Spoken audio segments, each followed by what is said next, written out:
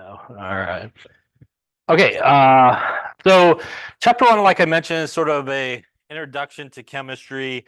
We're not going to cover every single aspect of chapter one, but just a couple of things. Obviously, chemistry does sort of come across into a lot of different areas of our life.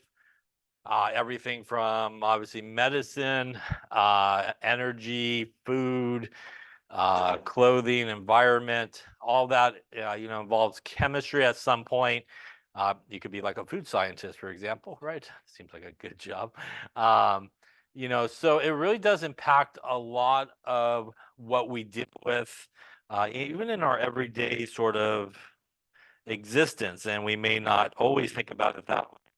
But a lot of what we deal with in chemistry has to do with matter. And matter, as we will see, is pretty much anything that occupies space and has mass. So that's, pretty much everything for the most part. And a lot of what we deal with in chemistry has to do with matter, with really the different sort of states, for example, that matter may be in. And in terms of states, there's three common states of matter that we deal with. We have the solid state. And typically in the solid state, everybody is fairly well packed in there, pretty tight to one another, the atoms and molecules. That's why solids are pretty dense. They're hard to change the shape, as we'll talk about. Like it's not so easy to fold this board up into something like that. And that again is because all the molecules and atoms are packed in there really, really tight to one another. Another state of matter that we commonly see things in is in the liquid state of matter. And in the liquid state, things are still relatively packed in pretty tight to one another. But there is a little bit more room for movement. And that's what I think about liquids. Liquids are fluid, right? You can pour them and stuff like that. And that's because the atoms, the molecules have enough energy to sort of pass one another. And they sort of have that fluid sort of characteristic that we do not see in solid, because they kind of lock themselves in place in solid. Nobody's really moving past one another, and that's why we don't see that there. Last state of matter is gas. And in the gas state of matter, that's the state of matter where everything has completely broken apart from one another. They're flying around, and as we'll talk about when we get to the gas chapter, as they're flying around, there's going to be collisions that occur, and as collisions occur, for example, with the container they may be in, that's what we associate pressure and gases and the pressure associated with gases from that. So a lot of what we deal with in chemistry deals with matter, the different states that this matter may be in, and also, how they perhaps transition from one state to the next. So for example, if we go from the solid state to the liquid state, that is the process known as, go for solid liquid is, if I take an ice cube out of the freezers, will start to melt. Yeah, so that's the process of melting. And that's a good example of that, right? So as you go from, say, solid to liquid, that's the process of melting. If you take some liquid water and you're sad about your ice cube that melted and put it back into the freezer, that would be going from liquid back to a solid. And that is the process known as freezing. As we go from liquid to gas, that is what is known as evaporation or vaporization. And as we go from gas back to liquid, that is the process known as, anybody know? That is condensation. Yeah. So, like when you take a shower with the hot steam that's in there, hits the cold mirror, right? You get all that water that starts to develop on the mirror and all that. That is condensation.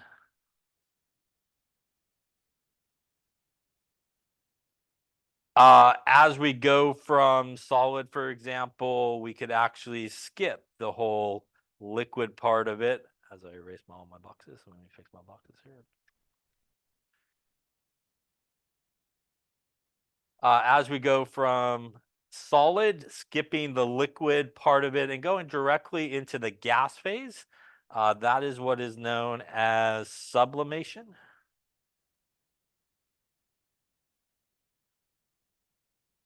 And feels like I need one more arrow, so I'll do that. We could go from gas directly to the solid state. Once again, skipping the liquid state along the way.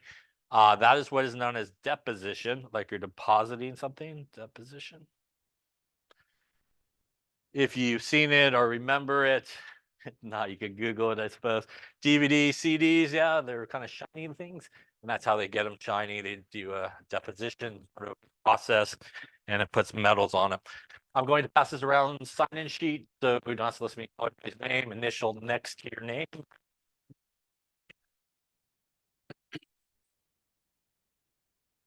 All right. Now, a lot of these sort of changes of state is something very common that we come across in chemistry a lot of.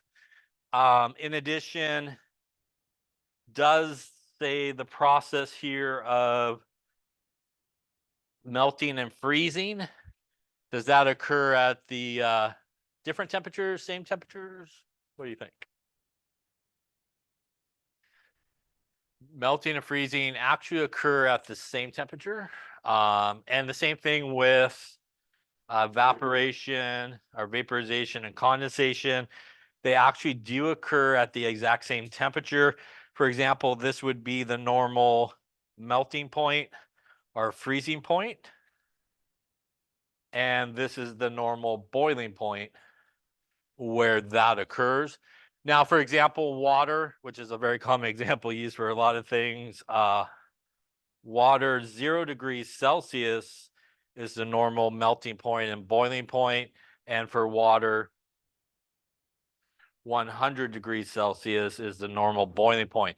Those two numbers are something you really should know as you go through your chemistry career. Those pop up a lot. So the boiling point and melting point or freezing point of water, 0 degrees and 100 degrees are numbers that you do come across a lot.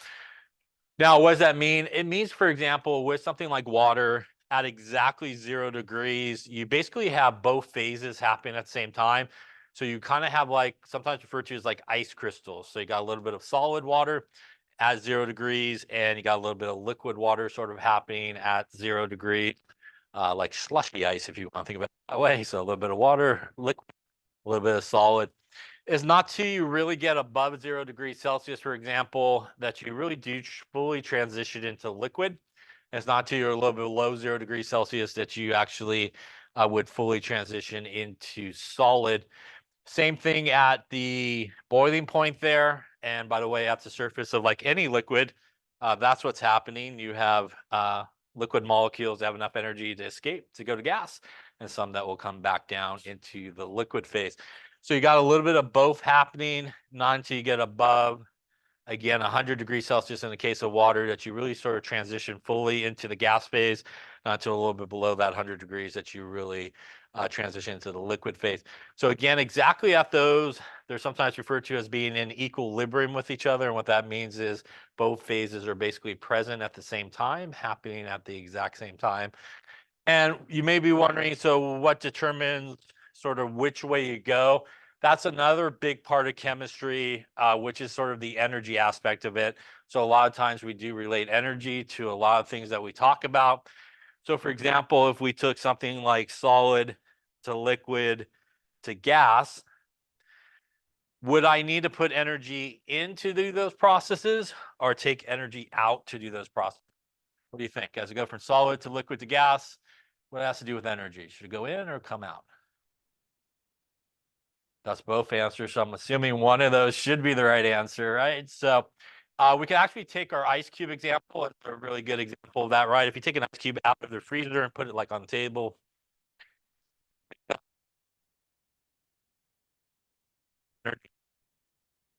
Now, maybe you have a pot of liquid water and you want to make some pasta, right? You put a fire underneath it right on the stove, start to heat it up, right? Putting energy in, and eventually it will start to boil, which is changing that liquid water into gas, right? At the boiling point. So all these processes, as we go from solid to gas, these are all processes where energy is absorbed. And in chemistry, when we talk about processes that basically will absorb energy, these are what are referred to as being endothermic processes. Now, as you probably can imagine, if we were going to sort of head in the opposite direction, we started at gas, wanted to go to liquid, and then go to solid. Those are all processes that require energy basically to be removed. So if you think about gas molecules, they're flying around really fast. If you remove energy from a fast moving gas molecule, it is going to slow down, frankly. It's not going to have as much energy when it comes in contact with other gas molecules. They no longer have enough energy to escape each other. So they kind of clump together, go into the liquid phase. If you continue to remove energy from that, they will continue to go into the solid phase, which is, oddly what's happening, right? When you take water and you put it into the freezer, heat travels from hot to cold, right? Not cold to hot. So the hotter object gets colder, colder object gets warmer. So when you put like a room temperature thing of water into the freezer, it's actually colder than the freezer's temperature, which means all the energy from the water you put in there is going to release to the freezer. That's why your water then will freeze, because it's releasing all this energy, and you'll make some ice cubes and stuff like that. So as we go from gas to liquid to solid, these are all processes where energy is released. And in chemistry, whenever energy is released, those are processes which are known as being exothermic. So obviously, a lot of what we deal with is matter. A lot of what we deal with is sort of these changes of matter, the energy component, and obviously we'll talk about really chemical reactions as well. And that's a lot of what we deal with chemistry here. Any questions on any of that there? All right, so let's also talk about kind of the other main thing that you need to sort of know from chapter one, or really this is the only thing you need to know for chapter one, I guess, is the idea really of the sort of the scientific method and sort of how we approach experiments and how that process sort of occurs. And really most sort of experiments are trying to understand how things work. Usually starts with an observation. And usually when you make an observation, you obviously observe something that has occurred that might be interesting to you, or if you're working for somebody, it might be interesting to them as well. And usually, when you make an observation, one of the things that you want to kind of think about is a reasonable explanation as to what you just observed. And really, that is a hypothesis. And a good hypothesis is one that is sort of testable, something that you could do some type of experiment to either maybe validate your observations or hypothesis, or maybe not as well. So usually we make an observation, we come up with this sort of tentative explanation of what's happening, and that usually leads to experiments. So we kind of go in this fashion. And I will say, usually in the sort of the scientific method, we get to experiments, and that oftentimes will lead to more observations, which maybe you tell the person you're working for, this is what I just saw. They go, very interesting, go do some more experiments. And maybe you have to revise your hypothesis, maybe leads to more experiments sort of happening. And it can be sort of a vicious loop, but it can be a looping sort of situation where you have these observations, you test them, more observations leads to maybe more hypothesis and more testing that's done. Ultimately, when we kind of do these sort of situations, we're really looking for a couple of things perhaps to come out. One is a theory, perhaps, or maybe one is a law as sort of the end result of all this sort of testing your hypothesis and experimentation. Now, there is a difference between these two, and we're going to talk about it here in just a second, the kind of difference between a law and a theory. But really, the idea is observations, testable hypothesis, some type of experimentations, and again, ultimately, hopefully leading to that sort of law or theory that comes out of it. And that's really sort of what the scientific method is all about. So, what is sort of the difference, for example, between a law and a theory? Well, you could think of a theory as something that was tested, something that sort of came about, but maybe it's not correct in all aspects of it. Maybe it has been further experiments have led to some better understanding of what's going on. So, for example, there's Dalton's atomic theory, which there's several points to Dalton's atomic theory that we'll talk about. And some of the points are correct and still valid today. Some of them, through sort of further experiments, were sort of disproven and not to be so correct. There's also like the theory, Bohr's theory of the hydrogen atom, which we'll also talk about in a later chapter. Works super well for hydrogen, explains what's going on really nicely for hydrogen. But as you move away from hydrogen, something that has more electrons, it doesn't hold up very well. So theories you could think of as not being put in cement stone there, that no matter what the situation, it's always going to occur that way. It can be sort of revisited, revised a little, some parts of it proven maybe not to be correct. And that's different than a law. A law is something that no matter what the situation is, it will pretty much always happen that way. So we have several laws that we deal with in chemistry. For example, the law of conservation of mass. And what that means is in a chemical reaction, we never lose any elements along the way. So in a chemical reaction, it really only involves bonds, breaking bonds, making new bonds. And what that means is, for example, if you started with 6 carbons to start with, you will end up with 6 carbons at the end of the reaction. They may be in different substances or species, but you will still have 6 carbons on sort of both sides of the arrow, where you started with and where you ended with. Now, because carbon is like 12 grams, you will have the same mass of carbon that you started with and ended with. It just may be in different things. And that's sort of the law of conservation of mass. We also have like the law of conservation of energy, which means we don't create nor destroy any energy along the way, but it can be transformed into another form. So for example, if you had a big boulder on the top of a hill, that's the classic potential energy diagram. Big giant boulder is going to fall over the hill. It has a certain amount of potential energy based on its position. When it does fall over the hill, it will transfer that energy to kinetic energy, which is the energy of motion. It will then splat on the ground, hopefully just transferring energy to the ground or the person underneath the boulder, if it happens to fall on them, right? They'll transfer that energy to there. So although we have energy moving in sort of one place to the next, we still have the same amount of energy. And that's sort of what we think about in terms of energy. And the law of conservation of energy, especially in chemistry, is the idea of this sort of perfect transfer of energy. If somebody gives away a certain amount of energy, there's going to be somebody else that's going to pick up the same amount of energy. So, for example, if you lit a match or a Bunsen burner, it's going to give off heat and energy, right, to the surroundings. So the amount of energy coming off from the fire will actually be picked up by the surroundings. The same idea is where the ice cube that we talked about earlier. You take the ice cube out, although you're not necessarily doing anything, there's a certain amount of energy from the surroundings that's going to pick up.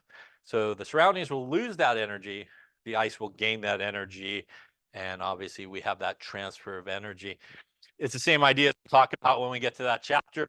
If you take a piece of hot metal, right, and you throw it into like room temperature water, all the energy from the metal will be transferred to the water, right? And we can actually follow what's happening with energy very simply by, we use temperature to help us do that, right? If somebody gains energy, their temperature should usually go up or down. What do you think? Yeah, it actually should go up. So if something gains energy, we usually will see their temperature rise. So if you think like the hot piece of metal that goes into the water, the metal, when it goes for a swim, will start to lose temperature, right? The temperature will go down just because it's releasing that energy. We see the temperature of the water will actually go up, right? Because it's gaining that energy. So a lot of ways that we can sort of reference what's happening in terms of something like energy, say in chemistry, is very simply just using a thermometer and following temperature changes of substances. But we have this sort of perfect exchange of energy as it goes from one place to the next. And again, that's sort of the main difference between a law and a theory, which is, again, a law should always occur the same way, no matter what the situation is. a theory again can be sort of revised along the way.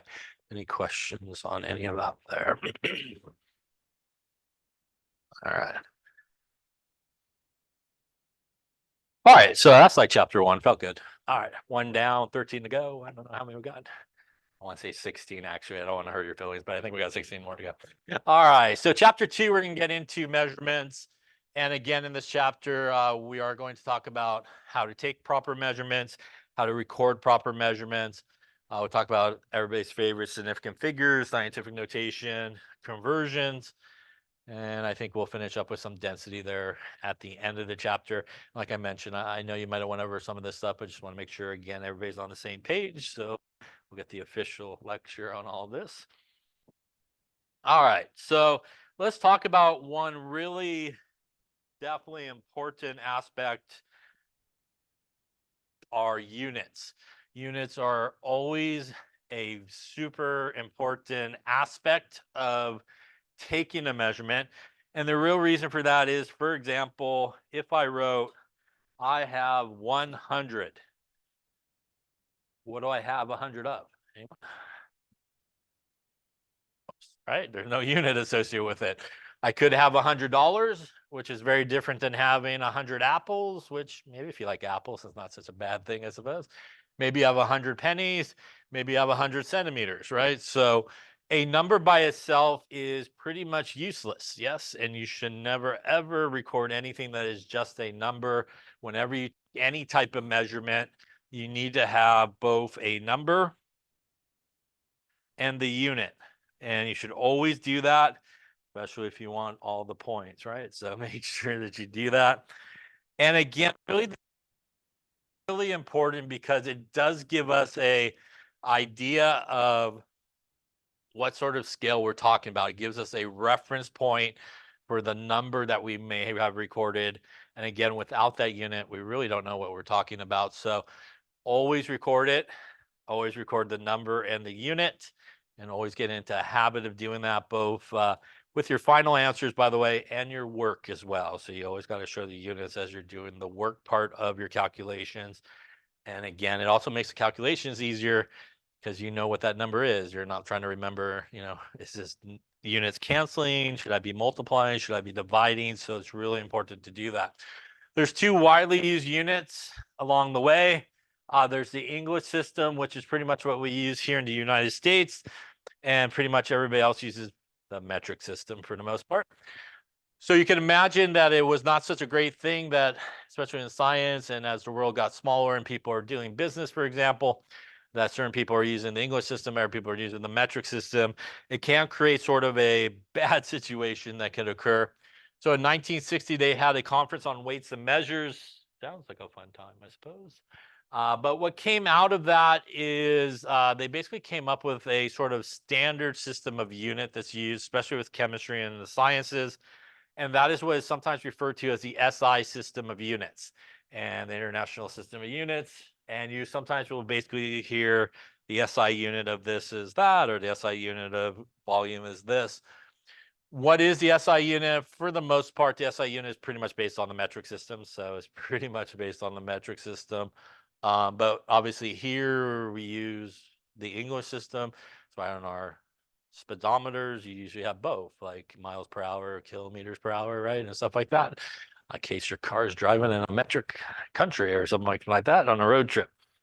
Now, when we talk about units, it's important, as I mentioned, to use units, but it's also really important to make sure that you understand what those units represent. So for example, mass, the SI unit there is the kilogram. Length, the SI unit is meters. Time, the SI unit is seconds. Temperature, the SI unit is Kelvin. The quantity of an atom or something like that, the mole is also used a lot. We'll talk about the mole. That's used for the quantity of atoms that there are. And it's really important, as I mentioned, for you to know exactly what these units represent, so that when you go say something, it makes sense or you understand what it means. So when you say something like, I have 50 grams and that's my volume, does not make sense because grams is not a volume, grams is a mass, right? Or you say, you know, my mass was 22 milliliters. Milliliters is a volume, not a mass. So it's a very common mistake that people make, is that they really don't have a good understanding of what does this unit sort of represent? What quantity of measurement is it? And it's very important that you know that, so that you take proper measurements, and I also say things properly as well. So let's take a look at some of these common units along the way of these different types of measurements. Also, I guess a good point to remind you of what we talked about on the first day of class, which is here they do want you to pretty much know everything. Yeah. So once again, no conversions will be given to you, constants, those type of things, formulas. You do need to know these, and that goes with some of these conversions, going from one measurement to the next.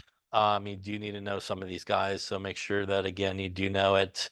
I would say in terms of length, very common units of length that we come across a lot in chemistry, in this class and other class, definitely the meter, the centimeter, the kilometer.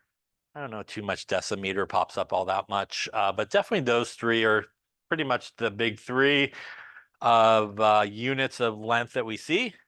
1 centimeter is equal to 0.01 meters.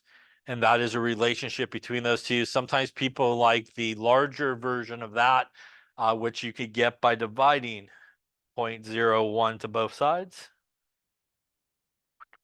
That gives you 1 meter is 100 centimeters. So that is the same sort of conversion. You could use either one, but I would definitely know this one, or whichever one you like. If you like this one better, you could do that one.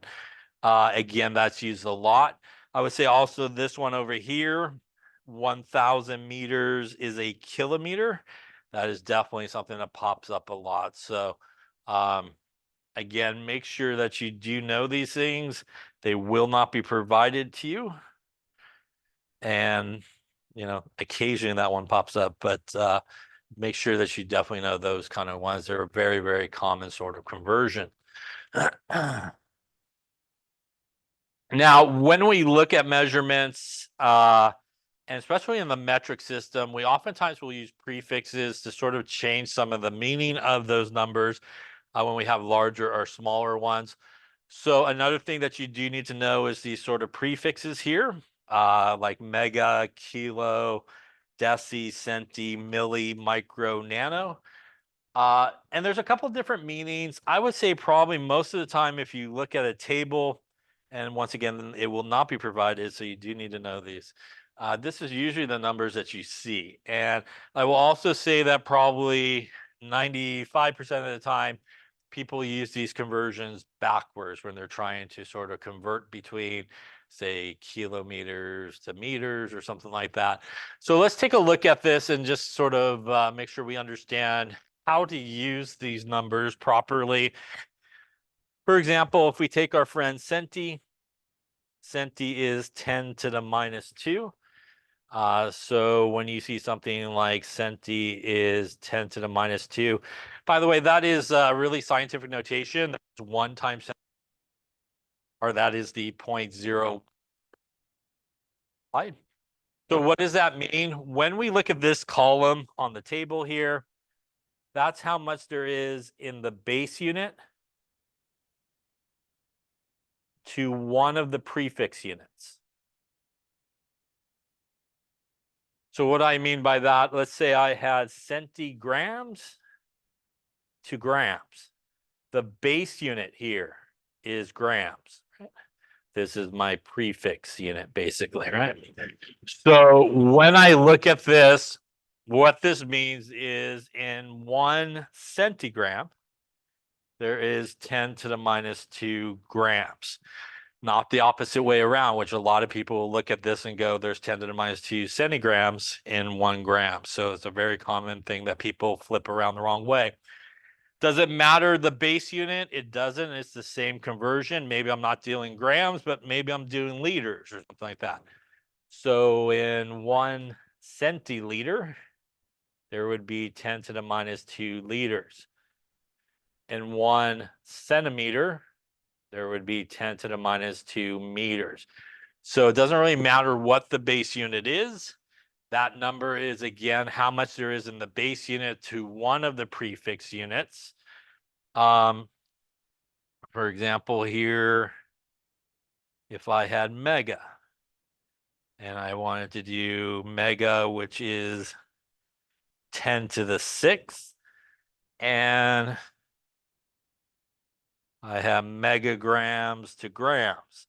Once again, this 10 to the 6 would mean that there are 10 to the 6 of the base unit to one of the prefix units. So that's really important to make sure that you do it correctly. I can't tell you how many people will go, oh, there's 10 to the 6 megagrams is 1 gram. That is incorrect and backwards. So people always want to do that backwards. So do not do that.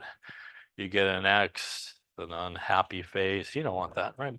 All right, so why don't you try some here? Let's say nanometers to meters. And let's do milligrams to grams. All right, so use this table. Put the right numbers on the right side of each of those. Okay, let's take a look. So we'll start with nano, which is here. So if we go to this table, nano is 10 to the minus 9. So once again, that's how much there is in the base unit, which in my case would be meters here. So it would be 10 to the minus 9 meters in one of the prefix units, which would be 1 nanometers. If we did milli, which is this conversion right there, milli is 10 to the minus 3. And once again, that's how much there is in the base unit, which would be the grams in this case, to one of the prefix units. Any questions on how to use that? I will say probably in your chemistry journeys, this whole table is a good one to know. Yes, so you do need to know this table. And I would say definitely mega, kilo, centi, milli, micro, and nano. Not too much deci. I would say for our particular class, probably kilo, centi, milli, and maybe nano pops up a lot. As you go on to 1A, the rest of them do pop up a lot. So you do need to know these guys. And more importantly, know how to properly use them, because it's a very common mistake. People flip them backwards. Any questions on that there? Okay, that's a ruler. Good talk. All right, so this is the English measurement. 1 inch is exactly 2.54. Speaking of conversions that they definitely want you to know is this one. 1 inch is 2.54 centimeters exactly. This is a ruler, right? Top here is centimeters. I'm sorry, top here is inches. Bottom here is centimeters along the way. And all the little dashes on the bottom are millimeters. Yeah, so on the bottom there are millimeters, and there are 10 millimeters in a centimeter, right? So it's good when you look at a ruler to make sure you read it correctly. All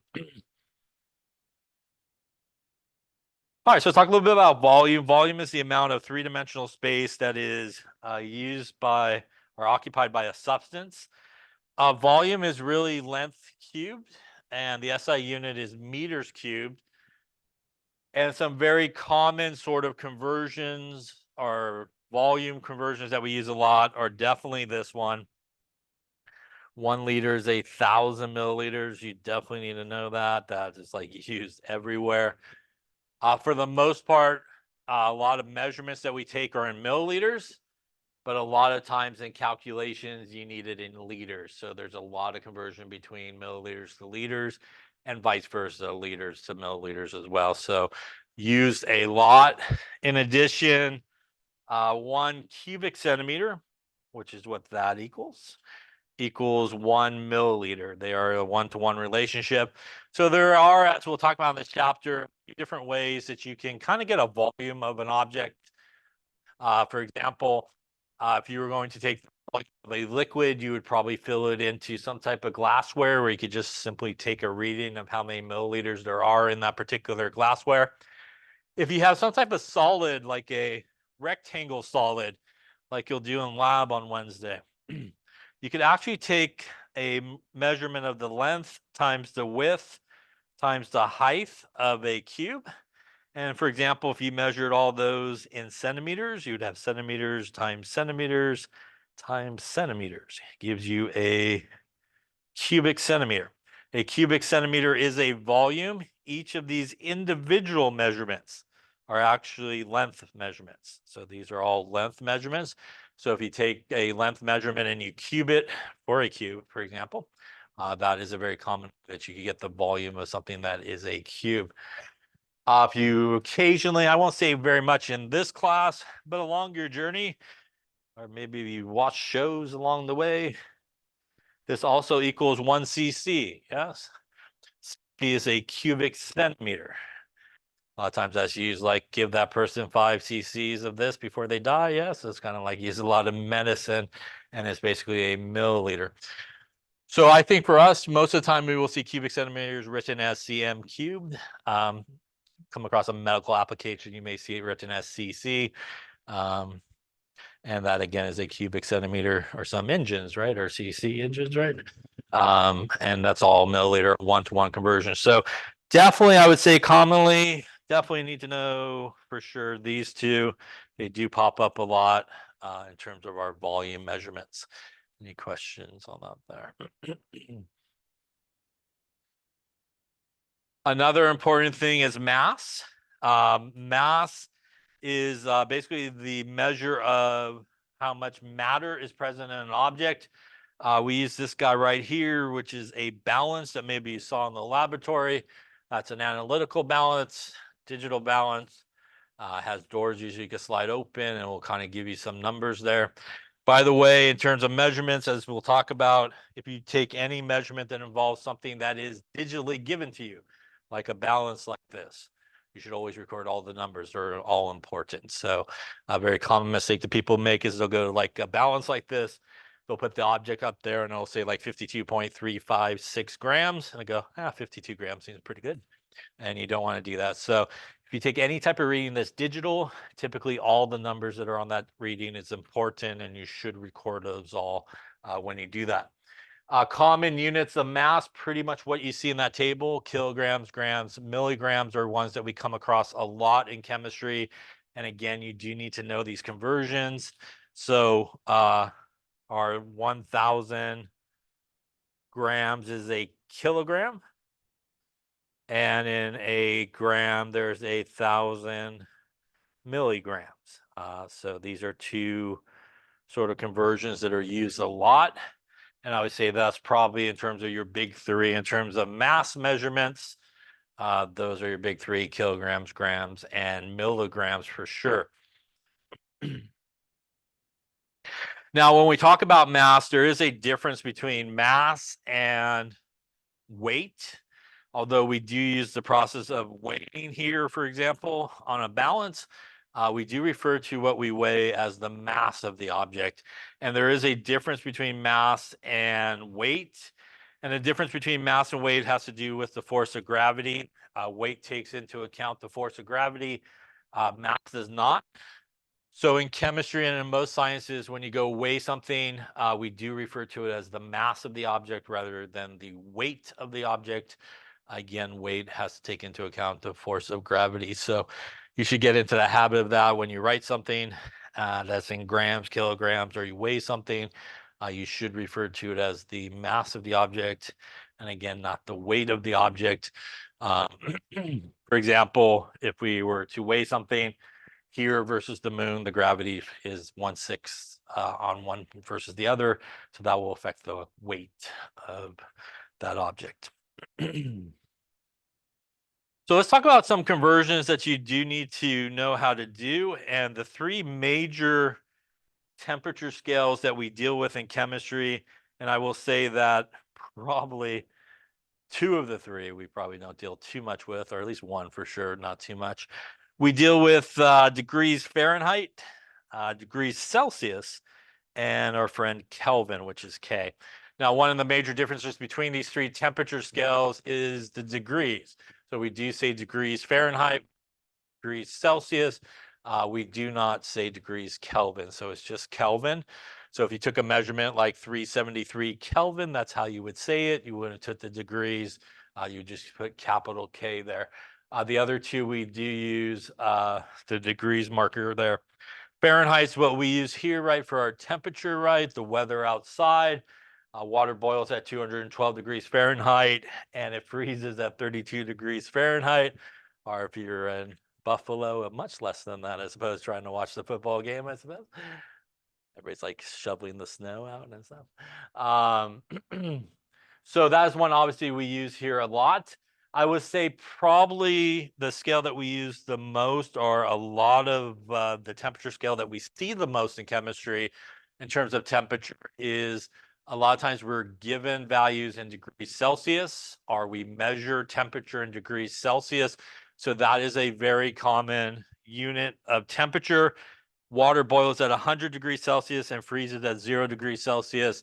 And as I mentioned on the previous slide, that is some information that you should know, where water freezes and boils on degrees Celsius. Comes up a lot just along the way in chemistry classes. So make sure that you have that under control. The third temperature scale, which was originally called the absolute temperature scale, later named the Kelvin temperature scale. I'm assuming after a guy named Kelvin. Water boils at 373 Kelvin, at 273 Kelvin.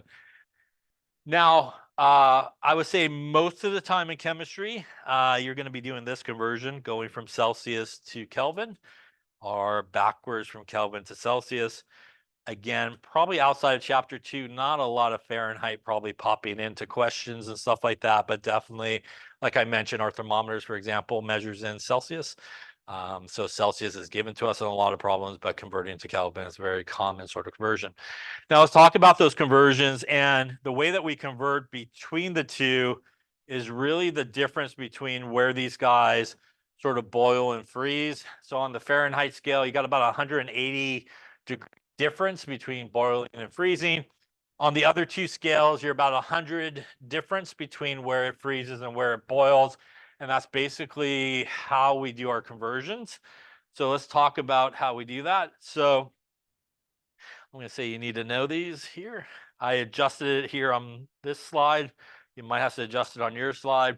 As we talked about how specific they are in this class, I was told, 273 isn't good anymore. You have to use 273.15 or 273.2. So 273.5, which is really the right number to do this conversion.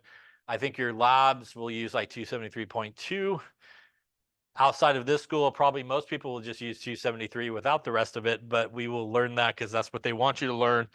So if you have the temperature in Celsius and you want to convert it to Kelvin, which is probably 9 times out of 10 what you would be doing, you would take the temperature in Celsius and you would add 273.15 to it, and that will convert it into Kelvin. I would say a little less of that time. You may also need to go backwards. So the temperature in Celsius would be the temperature in Kelvin minus 273.15. So we'll use that number, even though it's going to get rounded off anyways, but we'll use it. So make sure you use 273.15. And like I said, in labs, you may see it written as 273.2. So that is sort of the conversion. The real number is the 0.15 number. Most people use 273, but they want you to use the whole number. Less of the time along the way, we will be doing some converting between Fahrenheit and Celsius. And again, the temperature in Fahrenheit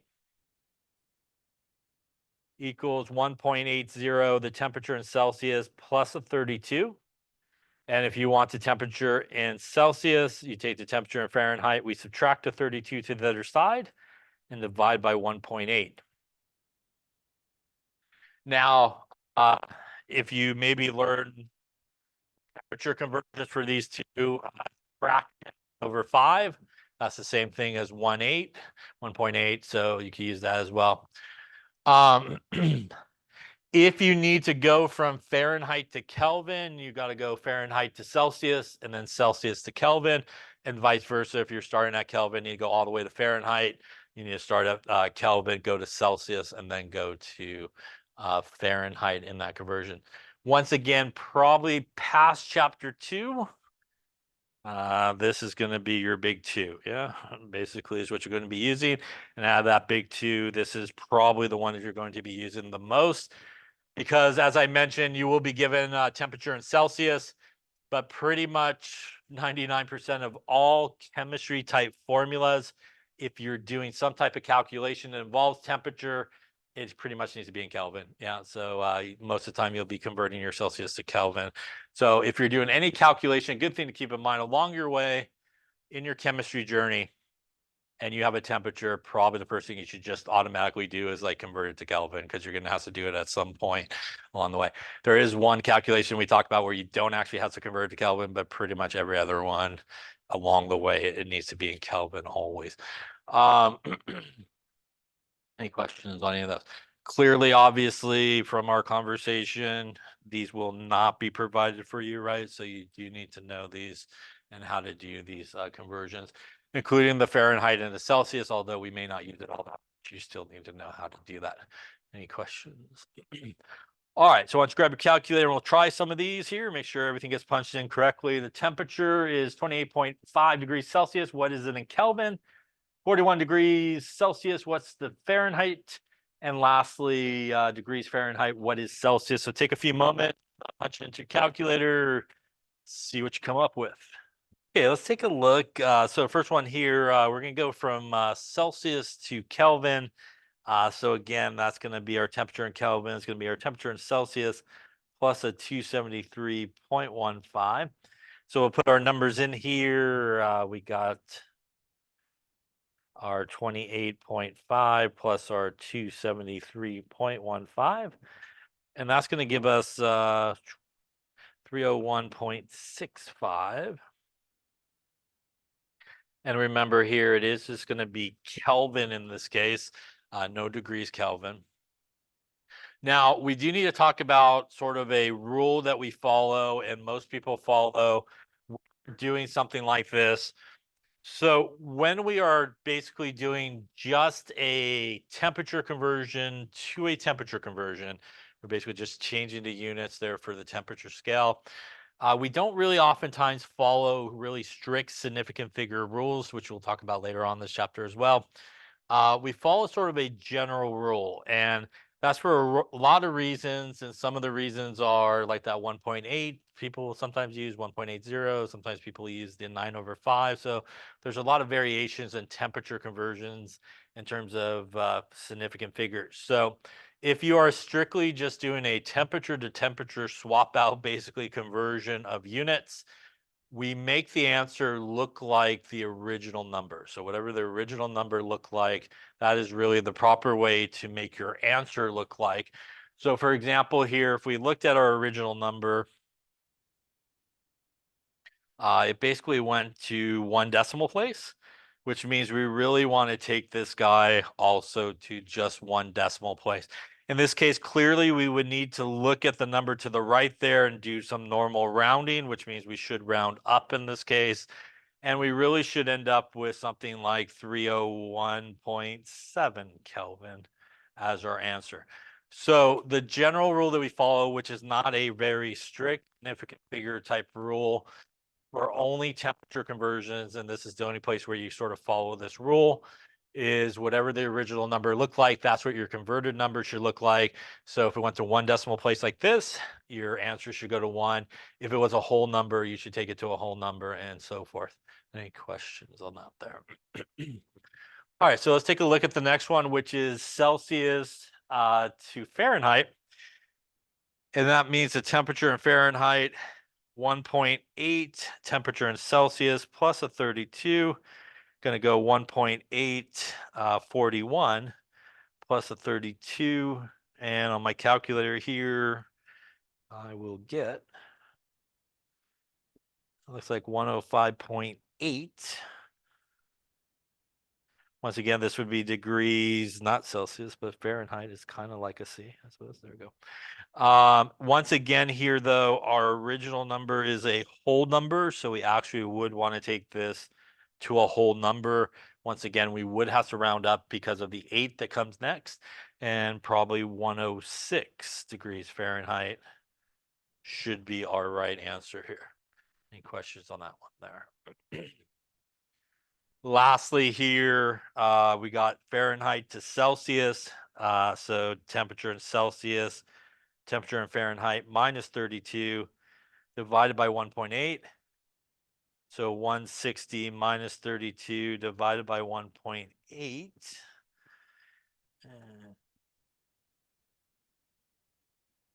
Maybe I hit all the right numbers. There we go. Looks like a 71.11111, a lot of ones, degrees Celsius in this case. Once again here, that looks whole number to me. So we're going to do a 71 degrees Celsius on the rounding. So once again, this rule is specific for just a temperature to temperature conversion.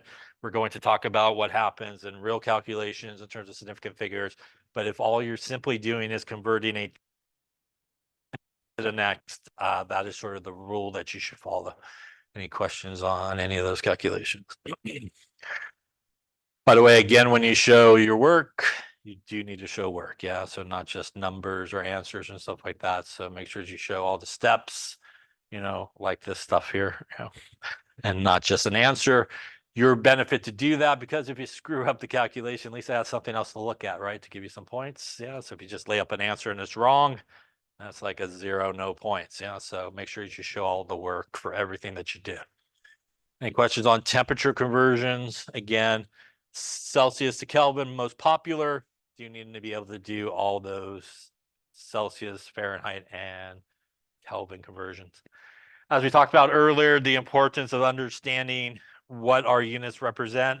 So once again here, if I see something like Kelvin, I should know that is a, what type of unit? Yeah, that's a temperature. If I see liters, that is a volume. If I see meters, that's a length. Yeah.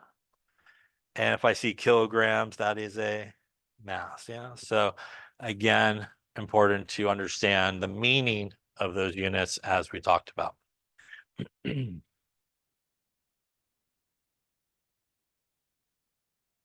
All right. Take a look at this, I think. So let's talk a little bit about some observations and some differences between them. There's two types. There's qualitative and quantitative. And when we deal with a qualitative observation, it's really just a general sort of description of what's going on. Maybe a solid formed, maybe it turned purple, maybe there's polka dots, maybe unicorns flew out of the beaker, whatever it may be, something that is really not measurement based. So qualitative means really no measurement being done, just an observation of what happens. If you continue on through your journey here through chemistry and you get to 1B, there's a bunch of experiments. I'm sorry to tell you that to begin with. The very smelly experiments, crappy stuff that you use. That is all what is referred to as qualitative analysis. And in those experiments, it's just like we just talked about. You actually don't do any type of measurement. You don't measure out volumes. You just go, 20 drops looks good, 40 drops looks good. You don't measure out masses. Just go like a little scoop of this should work. And in a qualitative analysis in those experiments, or just a qualitative observation, that's pretty much the deal. It's really a non-measurement type of situation. Everything you do pretty much in this class and probably 1A and most of 1B as well are more quantitative in chemistry. And quantitative is comprised of numbers, units, and measurements. So when you take a beaker, for example, to a balance and you weigh it, you get the actual mass, a number, and a unit of what it is. So quantitative is involving measurements, values that again should have numbers, should have units, as we talked about. Qualitative, more sort of observations. When you do experiments, you should really have both as you're going through an experiment. It's not always the only important thing is like all the measurements. It's also important what you see, like did a solid form? Did it get set on fire? Did these things mix? Did they not mix? So these qualitative observations, in a lot of cases, especially in the lab, is also sometimes almost as more important than the measurement part of it. So, and a nice balance of both of those things. Although you don't really keep a traditional lab notebook, anywhere through your journeys here. I think maybe in organic you do. But usually if you keep a lab notebook, which a lot of schools make you do as you go through, say, 1A, 1B, and so forth, those type of classes, when you do experiments, those are the things you should write in there. And sometimes people just write about the numbers and only the numbers, but no procedures, no what you actually observed happening as you did a reaction and stuff like that. So they're both really important parts of science and chemistry. And you should, if you're, for example, doing some type of experiments in a real situation, you should have both sort of recorded as you're doing those type of experiments. So let's talk about the way that we do present numbers. And very often we will use scientific notation to present really large numbers and really small numbers. So 1 gram of hydrogen is 602.200000. Lost how many zeros already. That's a lot of zeros. Or the mass of it is 0.000. Now, clearly, if you kept these numbers the way they are and you use the calculations, there's a pretty good chance you're going to lose some zeros along the way and stuff like that. And nobody wants to write all those zeros, right? First number is a really large number, yeah. Other one is a really small number. So I'll be able to recognize what those numbers are. Speaking of the small number and sort of recording measurements, it is proper when you record a small number that's less than 1 that you do keep the 0 before the decimal point, yeah? And not just write the number like this. Because if you do that and you got a bunch of numbers that you start writing like this, before you know it, they all kind of blend together. And there's really no distinction between all those numbers. So it's really proper. And you should also do that if you have a number that's a small number, less than 0, you should have 0 point, whatever it may be, and keep that 0 in front of that decimal. We do use scientific notation, and scientific notation has this general form of n times 10 to the n. This number here is a number between 1 and 10. It's not 10, it's not 20, it's not 100, it's not 300. It is a number between 1 and 10. It's not less than 1 either. It's not like point something. It ought to be at least 1, not 10, less than 10, times 10 to the little n. And that little n is either a positive or negative number. And basically what determines whether or not it's positive or negative is which way you need to move the decimal place to get to a number between 1 and 10. So when we look at something like 1, 2, 5, 6, we would assume the decimal there is at the end, even if it's not written. We would go one place, and that's 125.6, which is not between 1 and 10. We would go 2 places, that's 12.56, which is still not a number between 1 and 10. We need to go 1 more place, and that would give us 1.256 times 10, and we went 1, 2, 3 places, and this would be proper scientific notation for this guy. We had a smaller number like 0.324. We would need to go 1 place to the right, and that would give us 3.24 times 10 to the minus 1. Positive exponent when we move the decimal place to the left, or if you want to remember it, large number has positive exponents, right? So anything above 1 will have a positive exponent. Smaller numbers, when we move the decimal place to the right, will have a negative exponent. So small numbers, negative exponents, larger numbers, positive exponents. Any questions on that there? Now, we also see a couple of things. I did not ditch any of my numbers there, right? So I kept all the numbers and I translated it into scientific notation with the same amount of numbers. When you take a number from positional notation, which is regular number form, if you will, to scientific notation, or from scientific notation back to decimal form, you shouldn't lose any significant figures. So how do we know what significant figures there are? When you write a number in scientific notation, all the number, the times 10 part, or the number that comes before the times 10 part, They are always significant. So for example, here, that is 4 significant figures. We'll talk more about identify them later. That is 4 significant figures, the way I wrote it. This guy actually has 3 significant figures. That is 3 significant figures. So all the numbers that come before the times 10 part, when you write a number notation, is always significant, and you shouldn't lose any.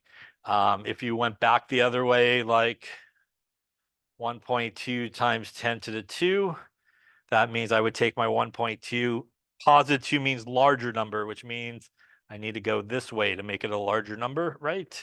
And that would give me something like that, which is a large number. And obviously, if I had 1.2 times 10 to the minus 1, I need to go this way and put zeros to make it a smaller number. And that would give me something like 0.012. Actually, no, I have too many zeros there. It would give me 0.12. There we go. In this case.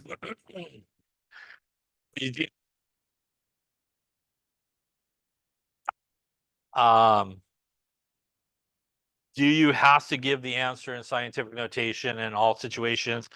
The answer to that question is you do not. So for me, you just need to make sure, and we'll talk about it obviously in this chapter, give the answer to proper number of significant figures when it's all said and done. If you want to do in scientific notation, you can, but you do not have to. The only time you would have to, obviously, if it says to give the answer in scientific notation, then clearly you should lay it up that way. I will say, though, as we will talk about, that there are certain situations where the only way that you could give the answer to the proper number of significant figures is to write it in scientific notation. So there's just like no other way in a normal decimal type number to get it to the right number of significant figures. So sometimes it does happen that the only way you could end up with the right number of significant figures is to write it in scientific notation. That's the benefit of scientific notation, is the idea that you basically can control how many significant figures you need. So for example, if we take this guy right here, 1.2 times 10 to the 2, how many significant figures does that have? It has 2. Let's say I only needed 1 significant figure. I could write 1 times 10 to the 2. It now has 1 significant figure. Let's say I needed 3 significant figures. I could write 1.20 times 10 to the 2. It now has 3 significant figures. So with scientific notation, you actually can control how many significant figures your answer is. And as I mentioned before, there are certain times where you need to do that because there's no other way to write it as a normal number to the proper number of significant figures. Any questions on that there? Now let's talk about scientific notation.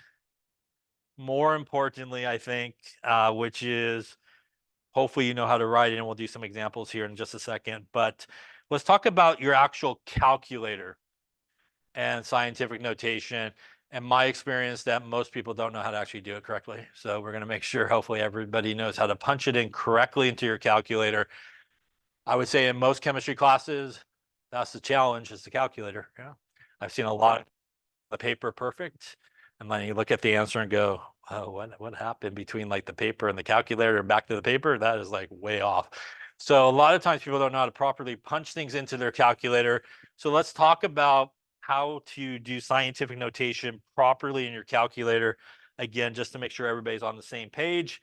So believe it or not, there is what's referred to as an exponent button on a calculator, which is to be used for scientific notation.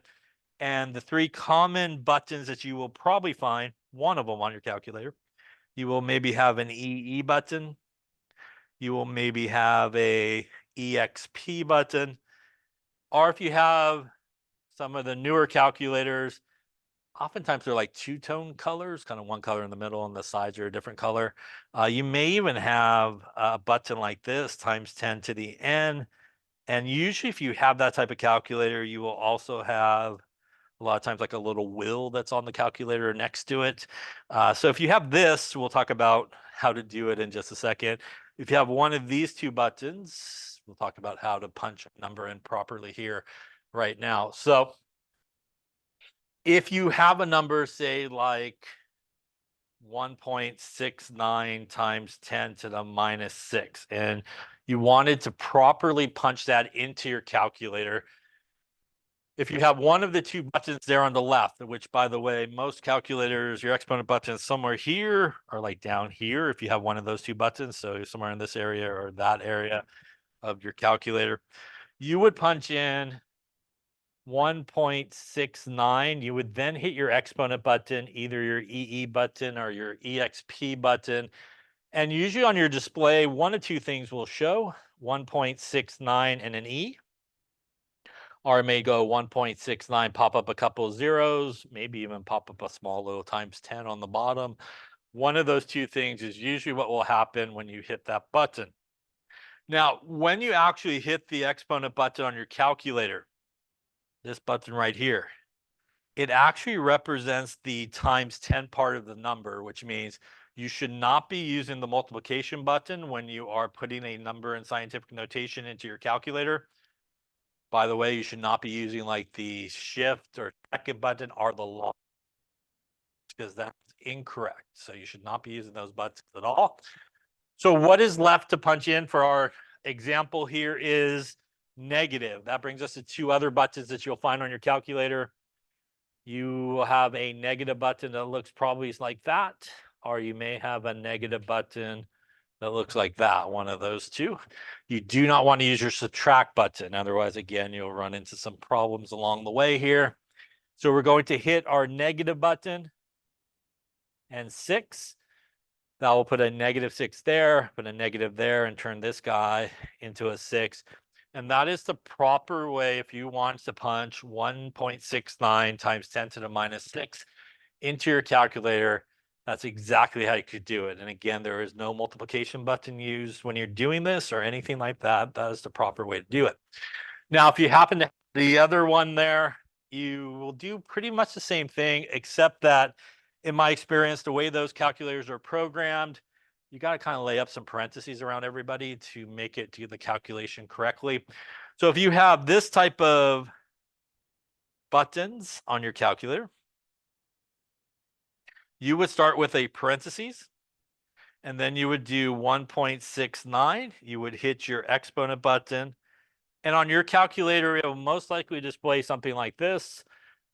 1.69 will pop a times 10. You'll have a little blinking cursor button there, or square towards the top. You then could put the rest of it in there. You would hit your negative button and 6. And when you do that, you'll look like this: 1.69 times 10 to the minus 6. Your little blinking square will now be to the right of your 6 when you do that. And the problem with this is most of these calculators, the way they are programmed, you try to close the parentheses up on top, you'll get a small little parenthesis like that, and you'll get an error.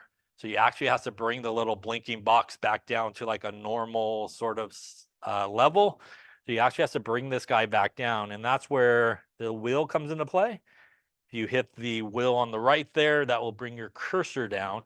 So you actually will take your wheel and hit that. That will drop your cursor down to this. And now you could close your parentheses. And obviously you will have this number on your calculator and it will look correct, hopefully. Now, you get the hang of it. It's not a big deal. You just got to make sure you put the parentheses around it. For every number that you put in scientific notation, if you do have one of those calculators, once again, otherwise it will do the math incorrectly. It will group the numbers wrong and will do the multiplication part wrong. So if you have an EE button, an EXP button, you don't have to be that careful. You could throw as many numbers as you want with no parentheses. It usually will work pretty well. So you don't have to run out and get a different calculator or anything like that. You just got to make sure you know how to properly do it. It all should work okay. Any questions on that? So I'll only try one here just to finish up on. Let's do 3.25 times 10 to the minus 4. Let's divide it by 1.2 times 10 to the 13. And let's do 6.9 times 10 to the minus 3, and we'll multiply it by 9.85 times 10 to the 12.